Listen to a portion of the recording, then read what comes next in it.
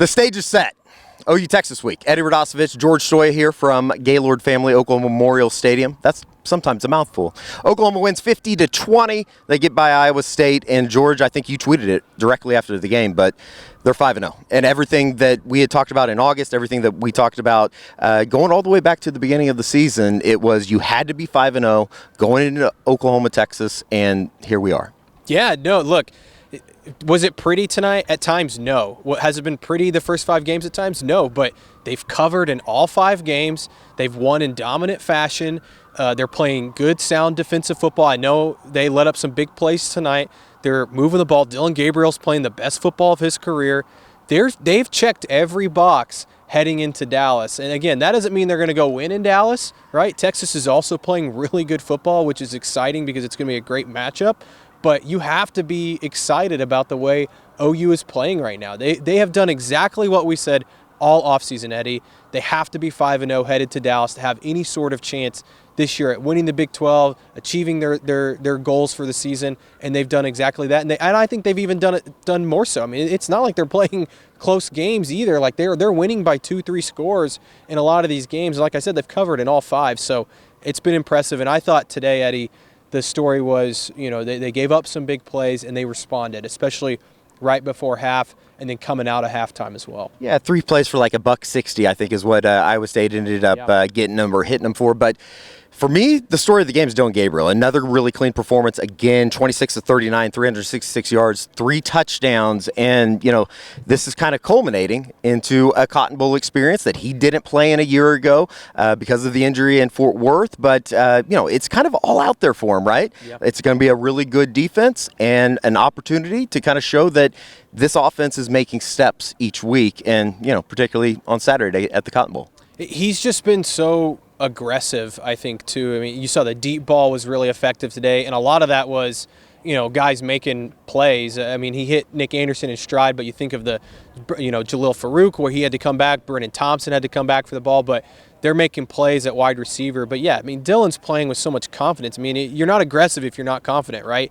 And the way he's playing, the way he's running the ball, Eddie, how about him trucking a guy to get in the end zone? The second one he scores and he talks a little crap to the guy coming out of the end zone. I mean, he's playing with a lot of swagger right now, and that's what you want to see. I mean, again, we think back to that last year game against Texas. Obviously, he didn't play. I think he's going to be really juiced. And, again, he's going in playing the best football of his career right now. Set this up a little bit for the viewers out there. I wasn't over there during Dylan Gabriel's postgame, but you said it was really good. What made it so really good? He just was really open. I mean, I asked him about that kind of swagger and confidence building each week, and he opened up about last year and the struggles and just mentally how tough it was on him, especially towards the end of the season when they just couldn't find those wins and he wasn't playing great football. And he said that he had to, kind of reset mentally in the offseason. So it was the best media availability I've had with Dylan. He was really open about it, talked about looking forward to playing against Texas, how excited he is to be in that atmosphere and kind of look for that redemption from last year's group. Here is Dylan Gabriel meeting with the media on Saturday night. As we all know, when things are good and going good, it's easy to be good. And, we've seen the road of both sides, at least I have in my journey. And I think you got to, take this journey as long as you can go and continue to have fun with it. And I think, towards the end of the year last year, just I think it was a big thing in my head is continue to have fun with this game. Although it was a rocky road and, kind of going back to when you're that little kid and just enjoying every second of it. I think I had lost it for a little bit, but, when I flipped that switch and just started having fun, it just allowed me to play free, have fun, play fast, and then play with a free mind. I think that's something that also kind of goes along with this whole journey. So that's something I'll continue to do. Kind of put that at the forefront of my off season going into this year. So having fun's a big part of doing it. So. Pretty positive there. Yep. I mean, I think that he's certainly feeling himself a little bit, and I think that this came up a couple weeks ago with the whispers in Jackson Arnold and what he had brought as a 5-star. The offense seems to be moving, and even the run game tonight. It seemed like maybe Marcus Major was getting a little bit more, and there was a little bit of light shed on Javonte Barnes' absence as well. Yeah, it sounds like he's still kind of recovering. I think the words that Brent used was he's not fully healthy. So how much are we going to see of Javonte Barnes? I think you can kind of see it in his play. He doesn't look like he has the same quickness that maybe he did a year ago. Maybe that burst. Yeah, I haven't seen that this year, at least not consistently. So, but I thought Marcus Major was good tonight. Tawi Walker rips off the big run that gets called back, but you like to see that. Gavin Sawchuk, I thought, got better as the game went on. But this team as a whole, Eddie, it just feels like there's a lot of confidence there. I mean, even the defensive side responding, to the 2 big scores and not giving up anything after that, I think was a big step in the right direction. And it goes to what Brent said after the game about, hey, we're not handing out trophies for being 5-0. And I think that's been the mindset of this group, and responding to adversity, they've been really good at that. Defensively, everybody probably wants to know status of Danny Stutzman. He's okay. He's okay. Everybody can breathe a little bit.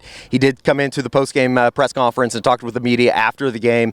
I don't know if he necessarily shed light on what happened, but he is okay. Yeah, I think he's been dealing with it. I've noticed it in games. He's dealing with a little bit of a stinger, I think, on that right arm. But I saw him come off the sideline. He kind of shook it off, got checked by the trainers. He's fine. Justin Harrington, we did learn, is out for the season. He had surgery on his ACL. Totally unfortunate news. But Deshaun McCulloch's been playing really well there. Through 3 games now that he's been back. Peyton Bowen, Kendall Dolby's playing a little cheetah. So I don't think they're too concerned. It just sucks for a guy like Justin, who we know is a great guy and was playing really good football. Big stat of the night for me. When Iowa State cut the Oklahoma's lead to 21-20 early in the second quarter, they were averaging 8.4 a play, 259 total yards. After that, 93 yards to the tune of 2.8 yards per play. That's the final 39 minutes. So they basically kind of shut that shit down. Let's be honest. They shut it down. Yeah, and I talked to Matt Campbell after the game. I went to his press conference, and he was asked that question of, what changed for them. And he said, look, Oklahoma made some great defensive adjustments. They brought more pressure.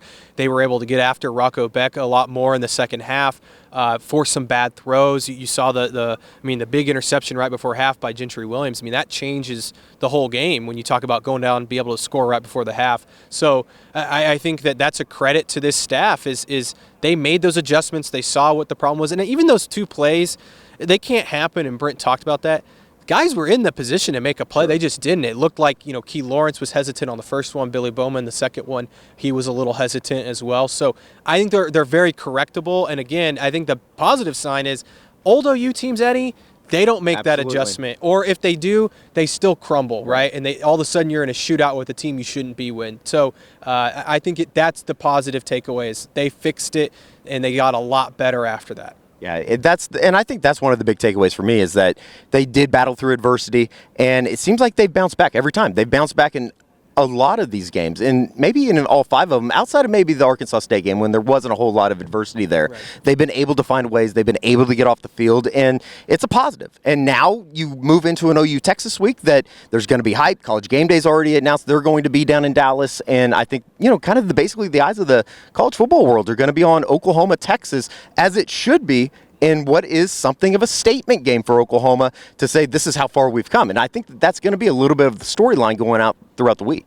And that's why it gives you confidence that Oklahoma can go win this game. I'm not saying they are, but when they have faced adversity, they've bounced back. And everybody knows in that game there's going to be a lot of adversity. There's going to be momentum swings. That's the name of OU Texas, is how you handle that, how you handle the momentum and the change of the crowd and going from the Texas side down to the Oklahoma side. Exactly, and that's what, again, I don't know what's going to happen in the game. I think it's going to be a really good game. It's going to be fun, and I think Oklahoma is going to be in a much better spot this year than they were last year. That's obvious, but it does give you some confidence when you see the way that they've performed. And I get it.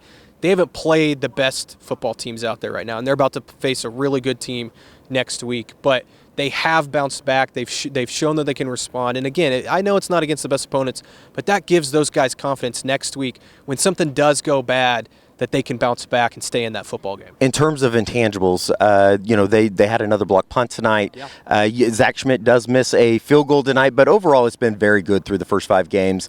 And, I think those are the types of things. If you can bust a big play and special teams-wise at the Cotton Bowl, or you can, block a punt, those are the types of momentum shifts that you really look for in this game. Yeah, Peyton Bowen, the dude is just fantastic. That's why you recruit 5 stars. That kid, 2 punt blocks already, crazy. And Trace Ford's probably kicking himself that he didn't recover. He was. We talked to him after the game. I was giving him hell for it. Yeah, I mean, that's two now this year that he's been close to scoring touchdowns. But you're exactly right. If you can go and block a punt next week against Texas, that's a huge momentum swing. But those are the little plays that can change that game, and everybody knows them. And you think back to, I don't want to give OU fans PTSD, but you think back of like the Shipley kick return in 2008. I mean, I think was it Zach Sanchez that had a big pick six. I mean, those are the type of plays you remember in those games. I mean, the Caleb Williams long run, a couple years ago. I mean, that's what's going to win you that football game. And so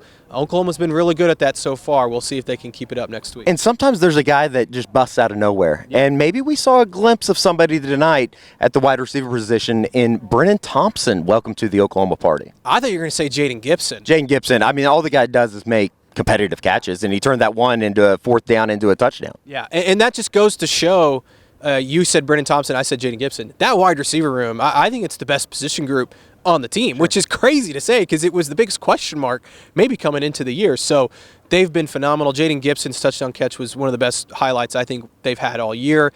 Brennan Thompson making the big play. He's somebody that can be a breakout speedster. They love the deep ball, and he's a guy that can get behind the defense, and if he can make plays like he did on tonight. So I think that he's another guy that could just add to what they're doing offensively. They're clicking. I know everybody kind of gets mad at Jeff Lebby every once in a while. He was in his bag tonight. The play calling was spectacular. I thought they were really aggressive. I thought they ran the ball really well.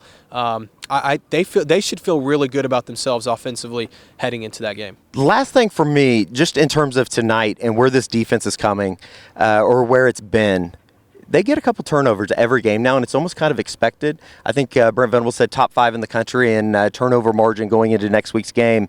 That's another one of those, boxes that you check in terms of they're making plays. Gentry Williams made a play. Billy Bowman made a play tonight. And you just wonder how that's going to, kind of come to roost when you're playing a much better offense in Texas.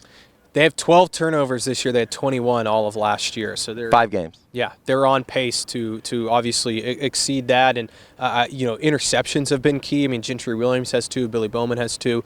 I think Key Lawrence has 2. So they're playing really well. They're seeing the ball, and they're in the right spots, Eddie. I mean, the Gentry one that was just a bad decision by the quarterback. But, Billy Bowman's in the right spot, and then he takes it back to the house. And they're making those big plays. And like you said, Eddie, next week, if you can turn Quinn Ewers over, which I think he had an interception today against Kansas, that could be a big momentum shift. I mean, those are the game-changing plays that have to happen if you want to win at the Cotton Bowl. It's going to be an exciting week. It's OU Texas. We will be down in Dallas. We'll be back here on SoonerScoop.com YouTube channel all week. Probably maybe even do some special stuff with the folks down in Austin as the lead up for this game is going to be incredible. Both teams headed down to Dallas 5-0, and that's what you wanted when you started the season. I was just going to ask. I didn't know if you were going to have it. First time since 2011, both teams are undefeated headed to the Cotton Bowl. It's going to be fun. Oklahoma wins 50-20 this evening in Norman. They improved to 5-0, and it is OU Texas. We'll see you down at the State Fair of Texas, and we'll see you right back here on SoonerScoop.com YouTube channel for a Monday, Tuesday post-practice report. We'll figure something out. I don't know. You get that. For George Stoia, I'm Eddie Radosevich. We'll talk to you later.